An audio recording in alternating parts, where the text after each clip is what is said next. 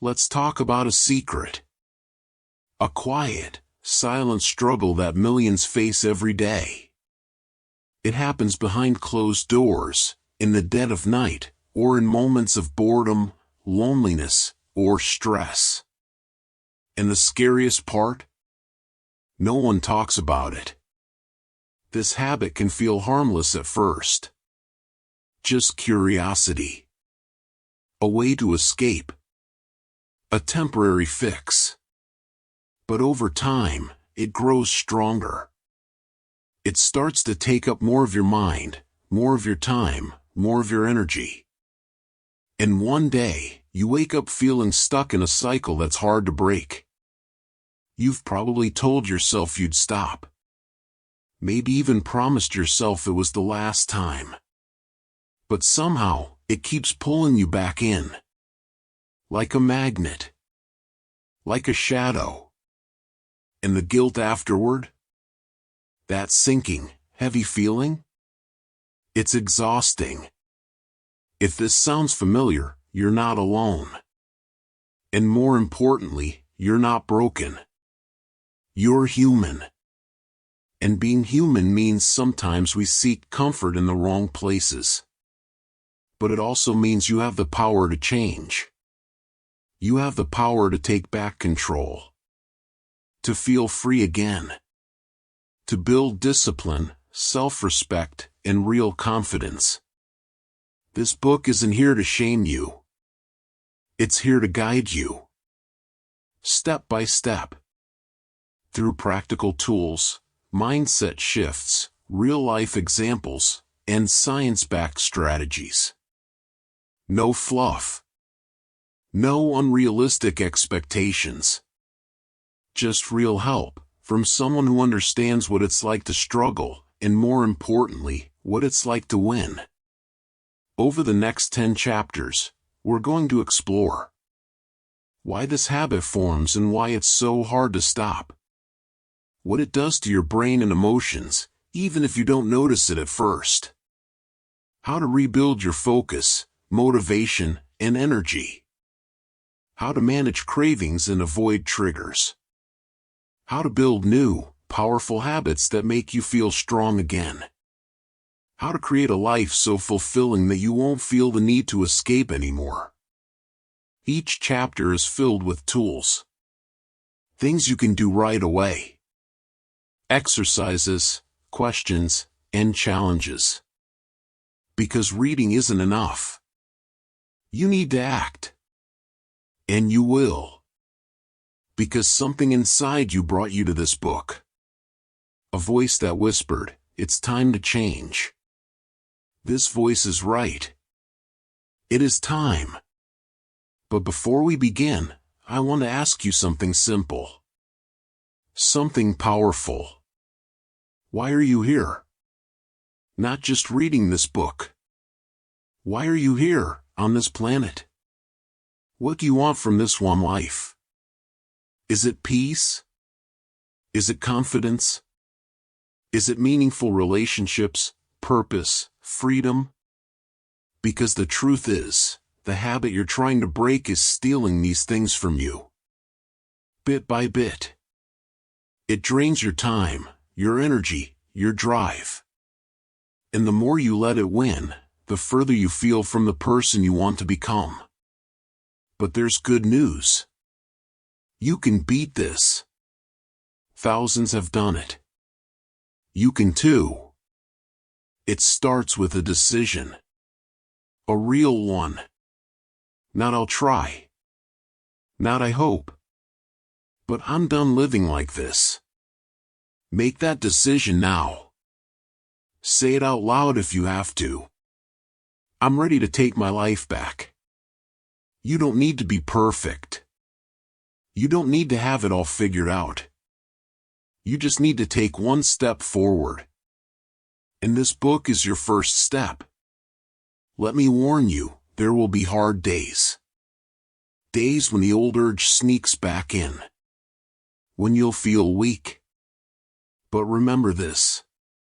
Discipline isn't about never falling. It's about getting up, again and again, stronger each time. you will rise. And when you do, you'll discover a version of yourself that's been waiting all along. Focused, confident, respected, free. Let's begin this journey. You're not just quitting a habit. You're stepping into your power. You're becoming the person you were always meant to be. Published by Audiobooks Hub. Chapter 1. The Invisible Chains. You don't need metal bars to be trapped. Sometimes, the strongest prisons are built inside the mind. At first, it doesn't feel like a big deal. You stumble into the habit out of curiosity, stress, or boredom. It feels like an escape, a reward, something you can control. But over time, that illusion of control fades. You start doing it even when you don't really want to.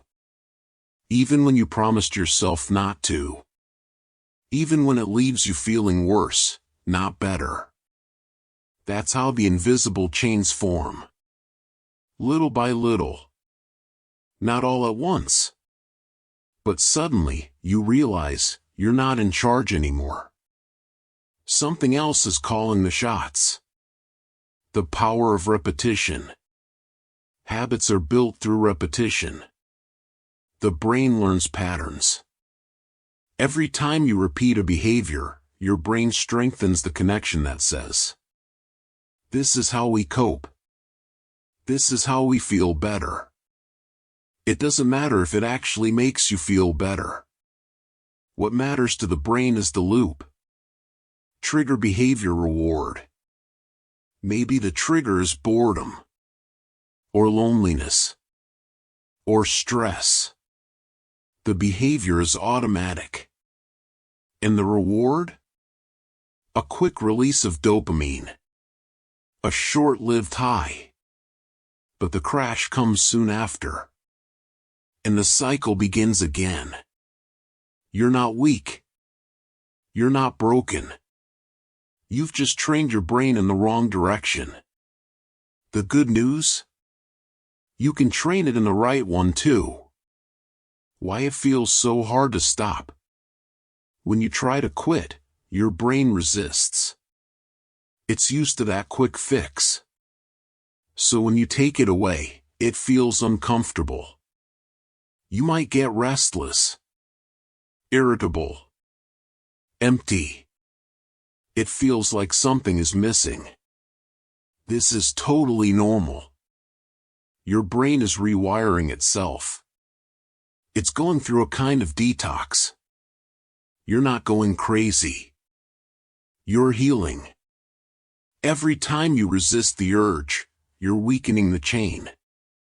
Every time you choose a new response, you're building a stronger you. The hidden cost. Let's be honest. This habit takes more from you than it gives. Sure, it might offer a moment of escape. But what does it cost you? Time you'll never get back.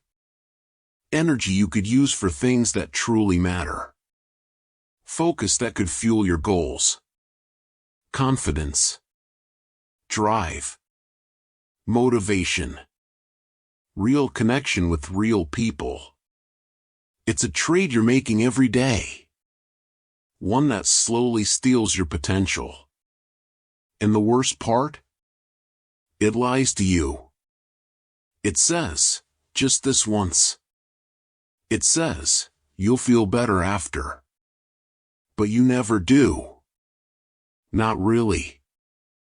A simple exercise. Know your triggers. Grab a notebook or open a note on your phone. Answer these questions honestly. When do you usually fall into the habit? What emotions do you feel right before it happens? What are you avoiding or trying not to feel? Most of the time, the habit isn't the real problem. It's a response to something deeper. Loneliness. Stress. Lack of purpose. Fear of failure. Shame. Once you start identifying your triggers, you gain power. You begin to notice the pattern. And once you see the pattern, you can break it. Small wins equals big change. Don't focus on quitting forever. Focus on winning today. Just today. Can you go 24 hours without falling back in? Yes, you can. Then do it again tomorrow. And the day after that. That's how freedom is built. One win at a time. One chain broken. One brick removed from the wall. What to do instead? When the urge hits, don't sit and fight it with willpower alone. Redirect your energy. Here are 5 powerful replacements. Go for a fast walk or jog. Move your body. It changes your state. Call a friend. Connection breaks the cycle of loneliness. Cold shower. Shocks your nervous system and resets your brain. Journal. Write exactly what you're feeling. Don't filter. Push-ups, squats, or any intense short workout. Use the urge as fuel. Don't just try to stop. Have a plan for what to do instead. The truth about willpower. Willpower is like a battery. It runs out. But if you structure your life well, you don't need to rely on it so much. Here's how to reduce temptation. Use blockers on your devices. Move your phone out of your room at night. Don't scroll aimlessly online. Avoid being alone for long stretches if that's when urges hit. Keep a list of your reasons for quitting and read it daily. It's not about being perfect. It's about being prepared. Closing words. You are not your past. You are not your habit. You are not the voice in your head that says, "You'll never change." You are stronger than that. The chains may feel heavy now, but they're not unbreakable. And with each choice you make, they lose their grip. You're not fighting a losing battle. You're reclaiming your freedom. One step. One choice. One day at a time. Next, we'll talk about what's happening inside your brain, and why that understanding gives you a powerful edge. Chapter 2. Rewiring the brain. Your brain is a masterpiece. It learns fast. It adapts. It protects you, motivates you, and helps you survive. But sometimes, it gets wired the wrong way. This chapter is about how that happens. And more importantly, how to reprogram your brain to work for you, not against you. How the brain gets hooked. There's a chemical in your brain called dopamine. It's often called the feel-good chemical. But that's not entirely accurate. Dopamine is really about desire, not satisfaction. It's what drives you to chase rewards. It says, "That felt good, let's do it again." Whenever you repeat the same pleasure-based behavior, your brain learns to expect it. That's how habits form. Here's the twist. When the brain gets dopamine too often or too easily, it starts to crave more. And the natural pleasures of life, like conversation, nature, exercise, or hobbies, stop feeling rewarding. That's why you might feel numb. Unmotivated. Like everything else is dull. It's not you. It's just your brain asking for a reset. The problem of overstimulation. Imagine your brain is like a radio. If you blast it with noise constantly, the quiet sounds, the subtle, beautiful ones, disappear. When your reward system is overwhelmed by artificial highs, you lose interest in real things. You might find it harder to enjoy books, music, deep talks, or even simple rest. That's why quitting the habit doesn't just remove a problem. It restores joy. It lets you feel life again. Slowly. Naturally. But first, your brain needs time to adjust. The detox phase. When you stop feeding the brain its usual source of dopamine, it rebels. You might feel irritable, anxious, empty, restless, bored out of your mind. This is normal. It's like your brain is asking, "Where's my usual reward?" The answer: you're building a better one. Every time you resist the urge, you're teaching your brain, "We don't need that anymore." It's uncomfortable, yes. But this discomfort is growth in disguise. Just like a sore muscle after a workout. This pain means you're getting stronger. Neuroplasticity, your superpower. Here's the best news of all. Your brain can rebuild itself. This is called neuroplasticity, the ability of the brain to form new pathways. It's how people overcome addictions, trauma, and even physical injuries. You're not stuck. You're not wired forever. You're adaptable. With time and repetition, your brain will reduce the strength of the old habit loop, create new pathways of self-control, make healthy choices feel easier, restore your natural motivation. But you have to be consistent. A daily rewire plan. Here's a simple structure to rewire your brain, starting today. Morning movement. Walk, stretch, or exercise. Get your blood flowing. It boosts dopamine naturally. Cold exposure. Even a splash of cold water on your face can reset your nervous system. Sunlight plus hydration. Open your windows. Drink water. Let your brain know you're alive and thriving. One meaningful activity. Write. Read. Learn. Create. Let your brain find real reward and growth. Avoid easy dopamine. No aimless scrolling. No fast switching between apps. Stay focused on reality. Do this every day. Even just 10 minutes for each. And within 30 days, your brain will start feeling different. Craving is not equal to command. When a craving comes, remember this.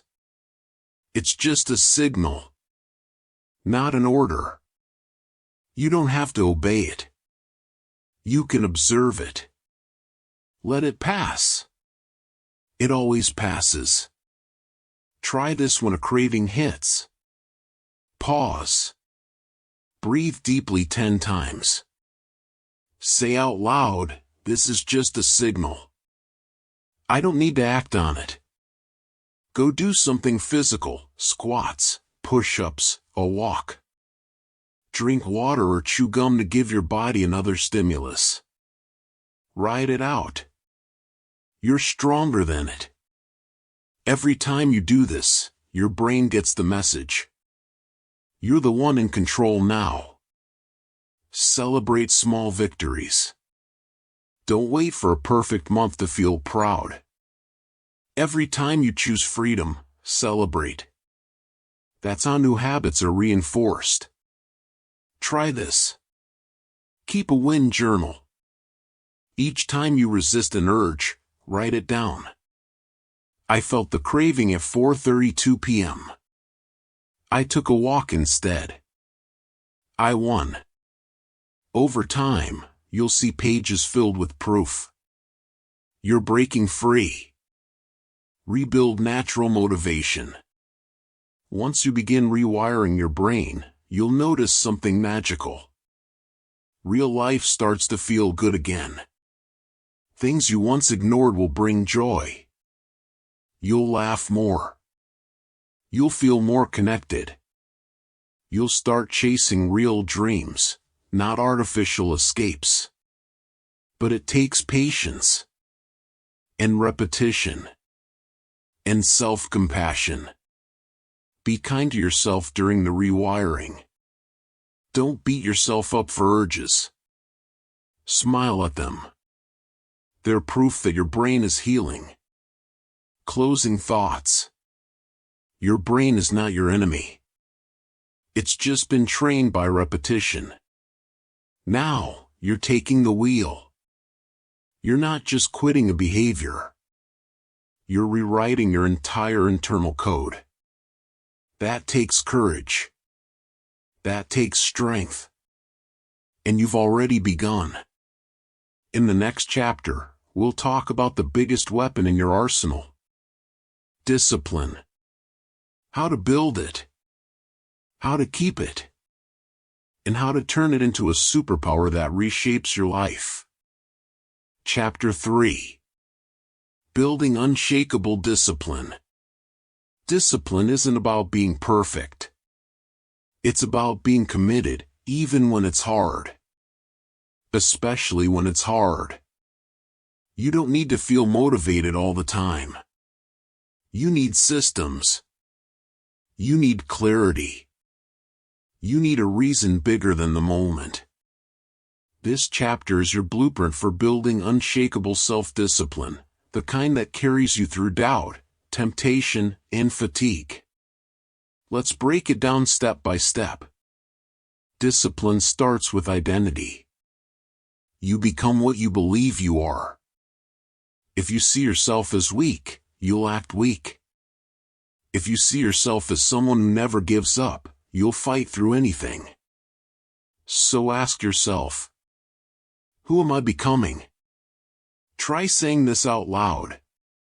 I am the kind of person who follows through. I am the kind of person who finishes what I start. I don't escape, I face things. This isn't wishful thinking. This is training your brain to act in alignment with your values. Your discipline begins with how you see yourself. Structure beats willpower. Most people rely on willpower. But willpower is like a phone battery. It drains quickly. Discipline thrives in structure. Here's what structure looks like. Wake up at the same time each day. Have a clear morning routine. Know what your top 3 priorities are. Have a shutdown ritual before bed. Make your days predictable. Because in predictable systems, freedom grows. Chaos kills discipline. Order makes it automatic. Plan for the weak moments. Discipline doesn't mean you'll never feel tempted. It means you plan for it. Ask yourself, when do I usually feel weak? What places or times trigger me? What emotions lead to the wrong actions? Now set up buffers. If you're home alone for too long, go outside. If nighttime is tough, set a sleep alarm that reminds you to disconnect. If stress triggers you, build in daily relaxation, meditation, music, or deep breathing. You don't avoid discipline by willpower. You design your environment to protect your progress. Use the 5-minute rule. When your brain screams, just give up. Use this rule. Tell yourself, I'll commit for just 5 minutes. Whether it's working out, meditating, writing, or resisting an urge. Just start. Do it for 5 minutes. Most of the time, the resistance fades once you begin. Action kills hesitation. Movement builds momentum. Discipline isn't about how you feel.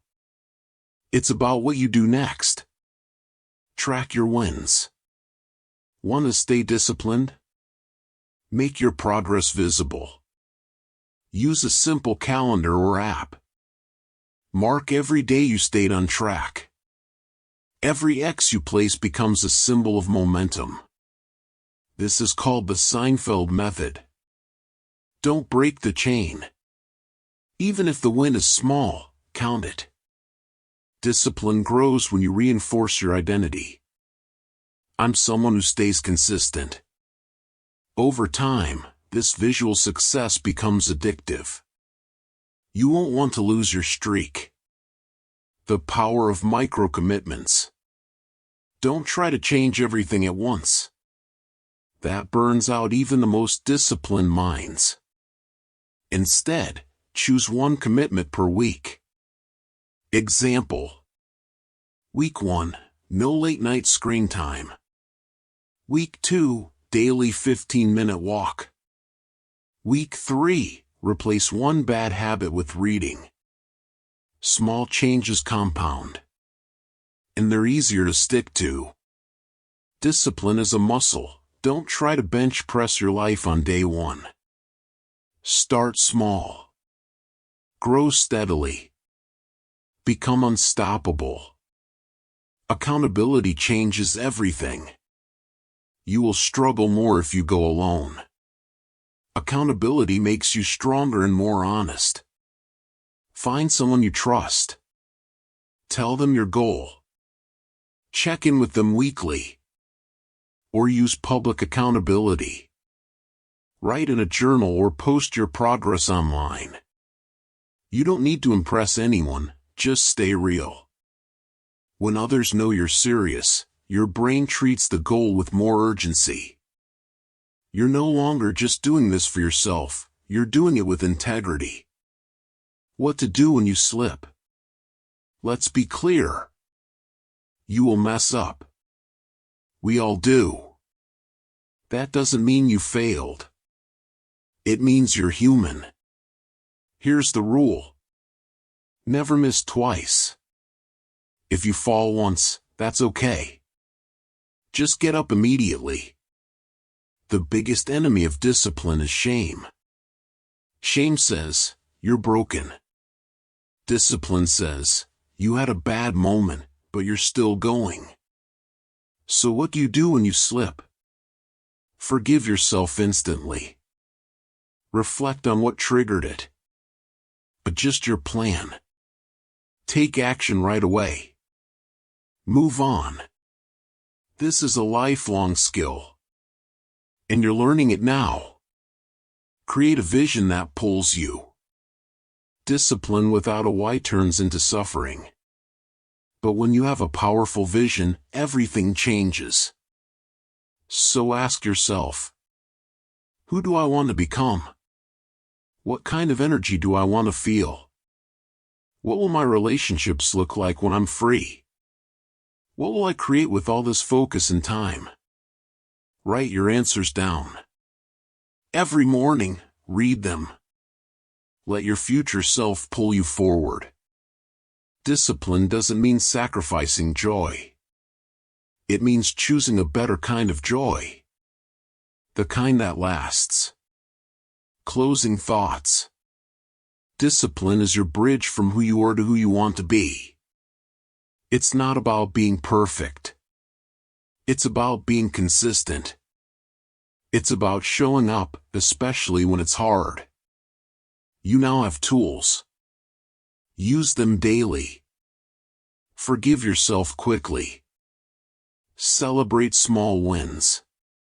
And most of all, never give up on yourself. Chapter 4.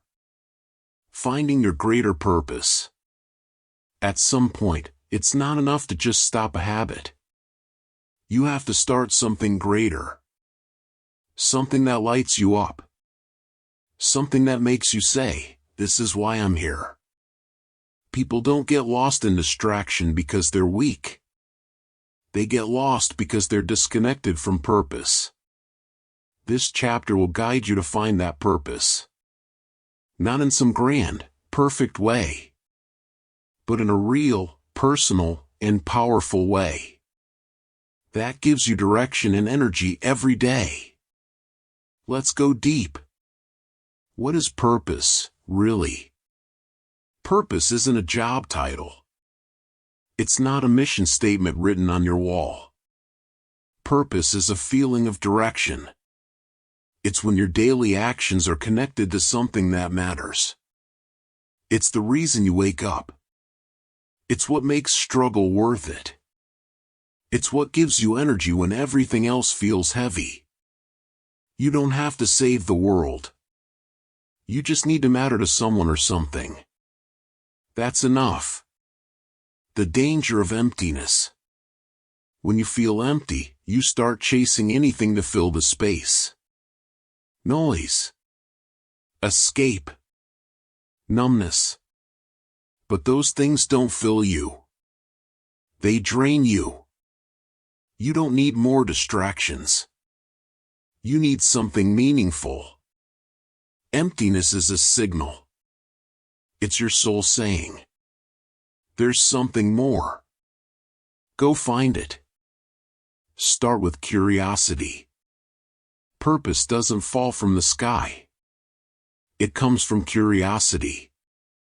Ask yourself, what do I care about, even just a little? What kind of pain in the world moves me? What do I wish more people understood? What did I love doing when I was a kid? Start there. Don't wait for the perfect idea. Start small. Explore. Take action. Purpose grows through movement. Turn pain into meaning. Some of your greatest purpose will come from your deepest pain. Maybe you felt rejection, loneliness, failure, shame. Good. Because now, you understand what others feel. And that means you can help. You can teach, support, protect, inspire. You're not broken. You're being forged. Your experience can become your mission, not your prison. You were made for connection. One of the deepest sources of meaning is relationships. Who do you want to be for the people around you? A leader? A protector? A role model? Imagine this, someone you care about is watching you. They're learning from your actions. What do you want to teach them? Purpose is powerful when it's not just about you. It's about the legacy you leave. Create a mission statement. Take 10 minutes. Write this out. I am here to. I want to become the kind of person who. The values I live by are. It doesn't have to be perfect. Just right from the heart. Read this mission every morning. Let it remind you why you're walking this path. When you have a mission, distractions lose their grip. You're no longer just avoiding something. You're chasing something better. Align your life with purpose. Now take a look at your daily life. Are your habits moving you toward your purpose or away from it? Do your relationships support your mission? Are you spending time building or escaping? Make small changes. Replace one numbing habit with one growth activity. Choose friends who make you feel inspired, not stuck. Invest your time in something that brings value to others. Purpose isn't found, it's built, one action at a time. Let your future pull you. Imagine the person you're becoming. Clear-minded. Confident. Focused. Free. This version of you already exists. They're waiting for you to catch up. Write them a letter. I see you. I'm coming for you. I won't stop. Every day, I'm getting closer. Thank you for waiting. Purpose becomes powerful when it becomes personal. You're not just doing this for the world. You're doing it for the person you're becoming. You're already on the path. By reading this, reflecting, and making changes, you're already living with more purpose than most people. Don't wait for a perfect sign. Start with what you know. Use what you have. Do what you can. Purpose isn't a destination. It's a direction. And you're already walking it. Closing thoughts. You were not made for small distractions. You were made for impact. For connection. For clarity. For contribution. Find your why. Protect it. Live it. Chapter 5. Rewiring your brain for freedom. It's not just about willpower. It's about wiring. Your brain has been trained, over time, to chase instant pleasure, to escape discomfort, to follow a loop. If you want to break free, you can't just fight the habit. You have to reprogram the system. The brain loves patterns. Your brain is a pattern machine. It's always looking for shortcuts. That's how habits form. Do something often enough, and your brain automates it. It creates a loop. Trigger craving, action, relief, repeat. It doesn't care if the loop is healthy or harmful. It only cares that it's familiar.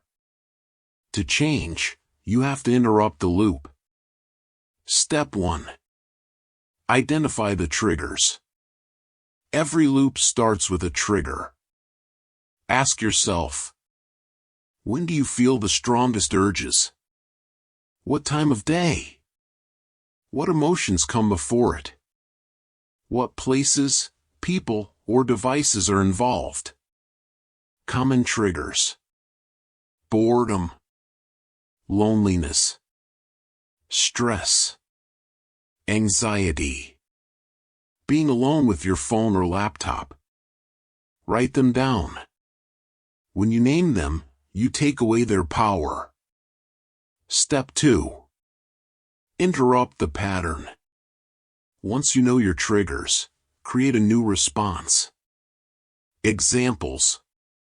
Feeling bored? Stand up and stretch or go for a quick walk. Feeling anxious? Take 10 deep breaths and journal for 2 minutes. Late at night alone? Call a friend or read a few pages of a book. The goal is not to resist harder. It's to redirect smarter. The brain wants to follow a path. If you build a new one, it'll start to follow it. Step 3. Delay the reaction. The longer you delay acting on an urge, the weaker it becomes. Use the 10-minute rule. I'm not saying no forever, just for 10 minutes. In that time, drink a glass of water. Do 20 push-ups. Write out what you're feeling. Take a cold shower. By then, the emotional spike will have passed. And you'll have practiced mastery over impulse. That's real freedom. Step 4. Train the brain to crave something better. Your brain chases what feels good. So make growth feel good. Every time you meditate, exercise, connect with someone, achieve a small goal, you're giving your brain a reward. Celebrate it. Say it out loud. I'm proud of myself. This is who I am now. I choose clarity. Over time, your brain rewires to crave progress instead of escape. Step 5. Reduce easy access. Make it harder to fall into the loop. Do this. Install website blockers. Remove apps that don't serve your goals. Keep your devices out of your bedroom. Set usage limits or screen time locks. Make your environment work for you, not against you. Self-control becomes easier when you don't have to fight temptation all the time. Step 6. Practice mindfulness. Your urges are not you. They're just signals. When they come up, don't fight them. Watch them. Breathe through them. Say, I'm noticing an urge. It's strong, but it will pass. I don't have to act on it. Meditation, even just 5 minutes a day, helps build this muscle. You become the observer, not the puppet. That's mental power. Step 7. Reframe the craving. Cravings are not signs of weakness. They're signs that something inside you wants relief. Instead of judging yourself, be curious. What am I really needing right now? What's missing in this moment? How can I meet that need in a healthier way? Often, you're not craving an image. You're craving peace, connection, comfort, or meaning. Give yourself the real need, not the substitute. Step 8. Build streaks, not shame. Keep track of your wins. Start a calendar or app that marks each day you stay on track. Each day is a vote for the new you. If you slip, don't spiral. You didn't fail. You trained. Look at the lesson. Adjust. Keep going. Shame builds cycles. Progress builds confidence. You're not here to be perfect. You're here to transform. Closing thoughts. Your brain is not your enemy. It's your tool. And now, you know how to reshape it. With every small change, you're building new wires. New loops. New strength. Chapter 6. Reconnect with the real world. One of the greatest lies we're sold is this. You can do it all alone. But isolation is a trap. The longer you live in your head, the harder it becomes to escape the loop. If you want true, lasting change, you need connection. With people. With presence. With meaning. Because healing happens together, not alone. Why disconnection fuels the cycle. When you're alone too much, something starts to happen. You feel invisible. Feel unwanted. Feel like no one understands.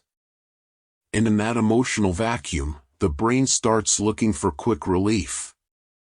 Not because you're bad, but because you're human. Loneliness creates cravings. Connection creates strength. You don't need a crowd, you need depth. This isn't about becoming a social butterfly. It's about finding authentic, honest, meaningful relationships.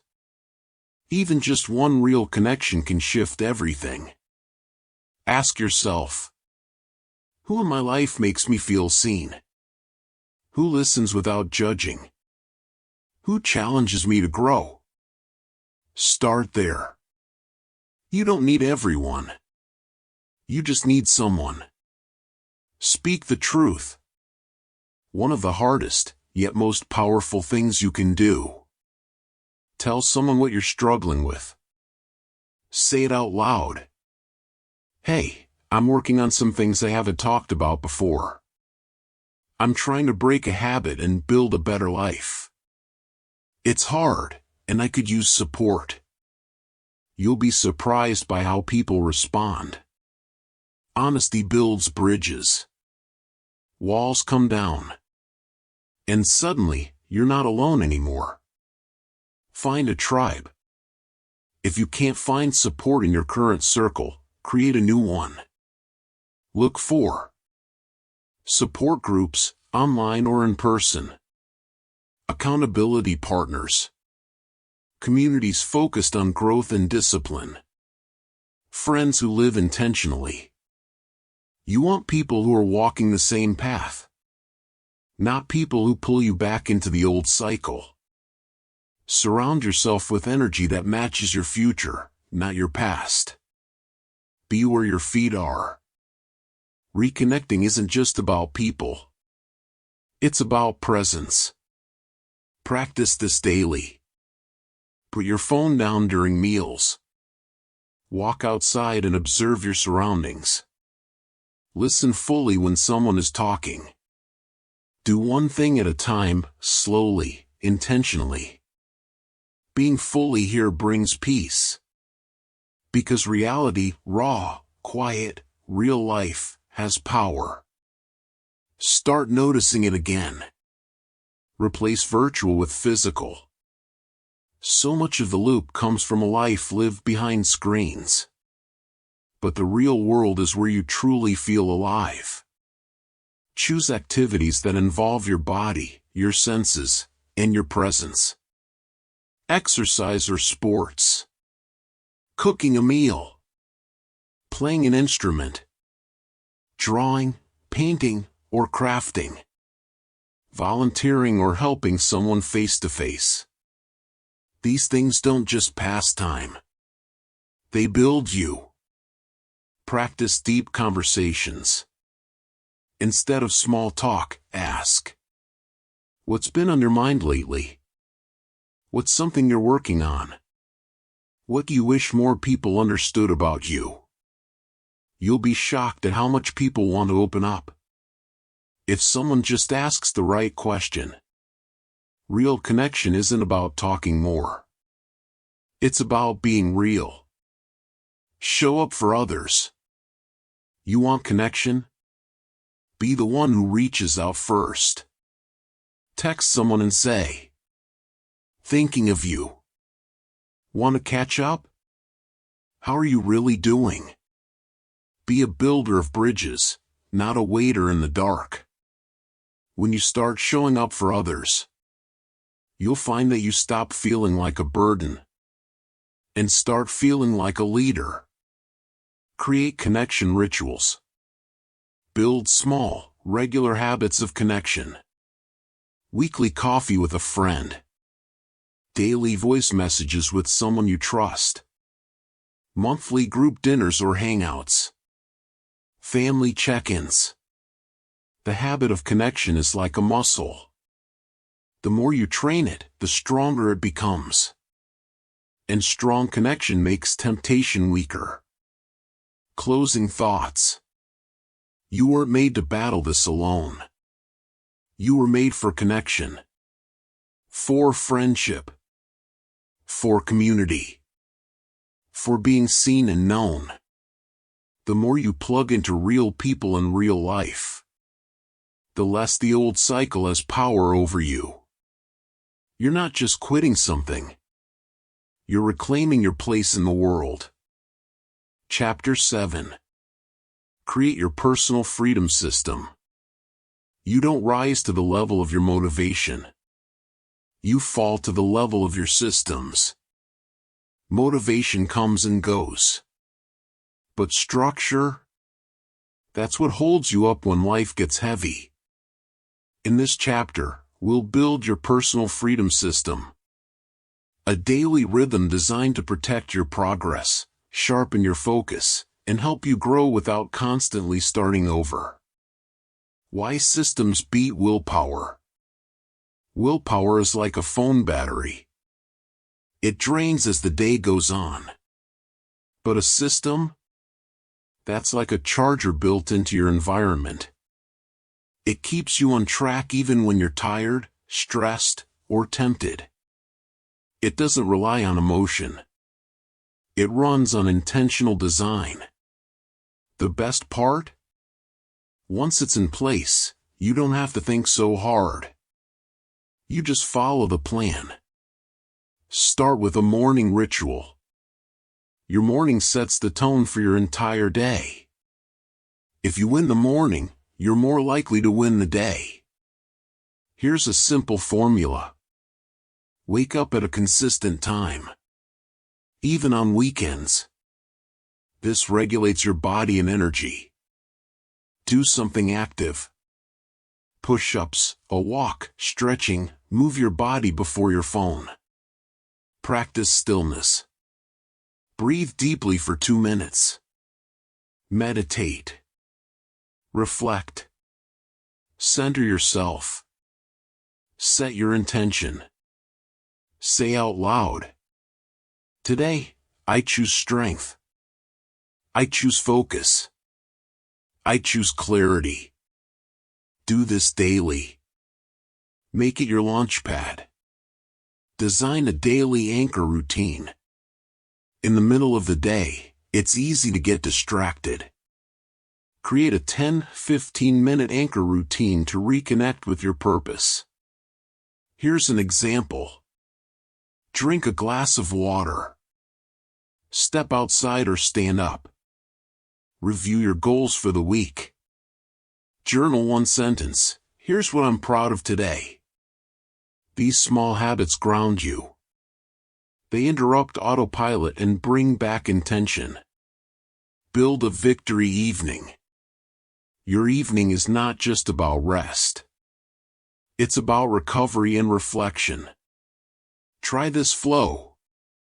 Disconnect from screens at least 30 minutes before bed. Write down one win from your day. List one thing you'll improve tomorrow. Read something uplifting. Sleep early. A calm evening equals a powerful tomorrow. Protect your sleep like your progress depends on it, because it does. Create a trigger plan. You already know your triggers from earlier chapters. Now it's time to prepare for them like a warrior. Make a plan. When I feel lonely, I call a friend. When I feel bored, I do 10 push-ups. When I feel anxious, I write for 5 minutes.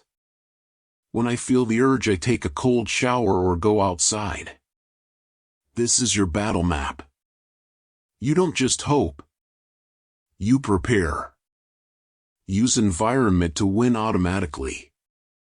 Your surroundings shape your behavior. Do this. Keep your phone out of your bedroom.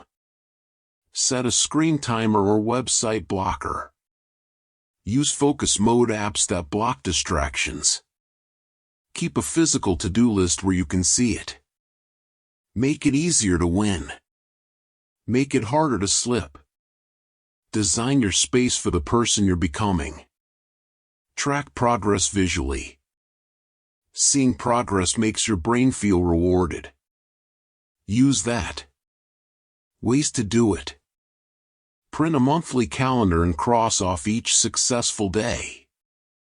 Use a streak tracking app. Write a journal entry each night titled, "I chose freedom today because." You're creating momentum. Each day is a brick. Each week is a wall. Each month is a fortress. Add weekly reviews. Once a week, sit down with yourself. Ask, what worked well this week? What triggered me? What new habit helped the most? What's one thing I'll try next week? Self-review isn't punishment. It's progress awareness. You're not guessing your way to freedom. You're learning your way there. Make room for purpose. Freedom isn't just avoiding the wrong thing. It's about doing the right thing. What fills your soul? What challenges your mind? What projects make you feel alive?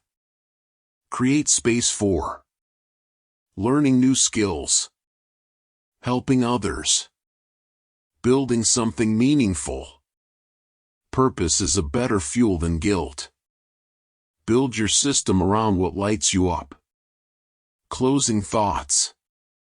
You don't need perfect discipline. You need a structure that supports your vision. Even when you're tired, distracted, or tempted, your personal freedom system will hold you. You've built it. Now it will build you. Chapter 8. What to do when you slip. Let's be real. No one walks a perfect line forever. Even the strongest stumble. Even the most disciplined have off days. The real question isn't will I fall? It's, what will I do next? In this chapter, we'll learn how to respond when you slip, without shame, without spiraling, and without giving up. Because the goal is progress, not perfection. Why slips happen? You're human. You're wired for emotion, fatigue, stress, and habits. Slips often happen when you're tired, you're bored, you're stressed or overwhelmed, you're emotionally triggered, you're isolated or disconnected. You've let your system slide. It's not a sign that you're broken. It's a signal that something needs attention. You don't need to punish yourself. You need to pause, learn, and adjust. The dangerous spiral, guilt, shame, or slipping. Here's the common trap. You slip, you feel guilty, that guilt turns to shame, shame makes you feel worthless, and you go back to the cycle for relief. This is called the shame loop. The truth is, guilt says I made a mistake. Shame says I am a mistake. Kill shame fast. Remind yourself, I messed up. I'm learning. I get back up now. The 3-step comeback formula. Whenever you slip, do this immediately. Name it. Say it out loud or write it down. I just slipped. That's okay. I'm back now. Analyze it. Ask, what triggered me? What was I feeling before? What can I change next time? Recommit. Don't wait. Reset the streak now. Get up. Move. Take one small action that aligns with your goals. The faster you act, the faster you heal. Slips are feedback, not failure. Every slip holds a message. Maybe your system is too weak. Maybe your routine is unstructured. Maybe you're lacking connection. Maybe you need rest or honesty. Learn from the moment. Write it down. Build a better strategy. Each mistake can become a teacher. Use it. The 24-hour rule. One powerful practice. If you slip, bounce back within 24 hours. Not a week. Not next Monday. Right now, or at least, by tomorrow. Don't let one mistake turn into a lost month. A slip isn't a reset. It's a bump. Bounce back fast, and you keep your momentum alive. Talk to someone immediately. The worst slips happen in secret. The quickest recoveries happen in connection. If you slip, tell someone you trust. Hey, I had a rough moment. I'm refocusing now. Not to get sympathy, but to break the power of shame and silence. The moment you say it out loud, you stop the downward spiral in its tracks. Double down on self-care. After a setback, most people go into punishment mode. But that's the opposite of what you need. Instead, eat something nourishing. Get sunlight and fresh air. Move your body. Take a long shower. Speak kindly to yourself. Treat yourself like a fighter, not a failure. You're getting back in the ring. Care for your mind, body, and heart. Use the restart ritual.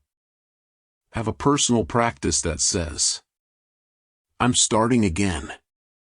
It could be doing 10 push-ups, writing day 1 in your journal, praying, meditating, or breathing for 3 minutes, saying a personal mantra like, this is the climb. Your restart ritual becomes a reset button, a symbol of power, a declaration that you're not done, because you're never done. Your identity is not erased. A slip doesn't make you weak. It means you're in the middle of transformation. You've already made changes. You've already grown. That doesn't disappear because of one bad day. Who you are becoming is more powerful than what you've done. One wrong move doesn't erase the 100 right ones. Closing thoughts. Falling is not failure. Staying down is. And you? You're someone who gets back up. Stronger. Smarter. More determined. You're learning to turn stumbles into stepping stones. That's what transformation looks like. Chapter 9. A new identity. A new life. You've come a long way. Not just in distance, but in direction. You've shifted from surviving to building. From reacting to leading. From shame to strength. This chapter isn't about finishing the journey. It's about living it forward. With a new identity and a new way of being. Because real change isn't something you achieve. It's something you embody. You are not who you were. You started this path with questions. Maybe doubt. Maybe frustration. But you kept walking. And step by step, you've proven something essential. You are not your urges. You are not your old patterns. You are not your weakest moment. You are your choices. And now, your choices are stronger. You've become the kind of person who builds structure, practices awareness, connects with purpose, responds instead of reacting. That's a powerful shift. That's identity change. Freedom is a lifestyle. Freedom isn't just the absence of struggle. It's the presence of clarity, intention, and growth. It's waking up and knowing, I'm not controlled by this anymore. It's filling your day with what actually matters. Learning, creating, connecting, resting, becoming. You're not trying to escape something. You're building something better. Keep the practices alive. The tools you've learned here, they're not one-time tricks. They're lifetime skills. Here's how to keep them alive. Use your morning and evening routines.